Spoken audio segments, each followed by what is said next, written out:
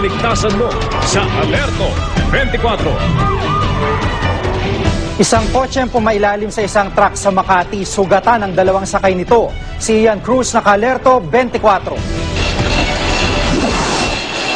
Isinara sa trapiko kanina ang flyover na ito sa kahabaan ng Osmeña Highway, kanto ng Hillpuyat Avenue sa Makati City. Alas 2 kasi ng madaling araw, bumangga ang kotseng ito sa likuran ng sinusundang truck.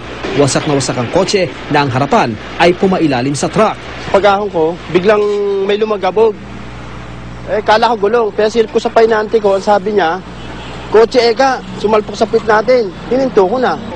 Ang dalawang sakay nito naipit. Sa kuwang ito ng Makati Traffic Enforcement Unit, makikita ang nakaipit na driver ng kotse na kinilalang si Jodel Carinan. Halos kalahating oras bago nahugot si Carinan ng Makati Rescue. Sa ospital ng Makati dinala ng rescue team si Carinan at kasama nitong si Paula Mendoza. Yung patient talagang total pin down talaga eh. Yung manibela, yung talagang dashboard nandun sa dibdib niya. Plus consider pa natin yung bigat ng truck na nasa ilalim sila ng truck. Kung sino may kasalanan, sir, hindi natin hindi natin pwedeng sabihin yan kasi ang magsasabi niyan, korte lang naman talaga eh. Ang malinaw lang doon, ang bumangga, yung kotse. Ian Cruz, naka-Alerto 24.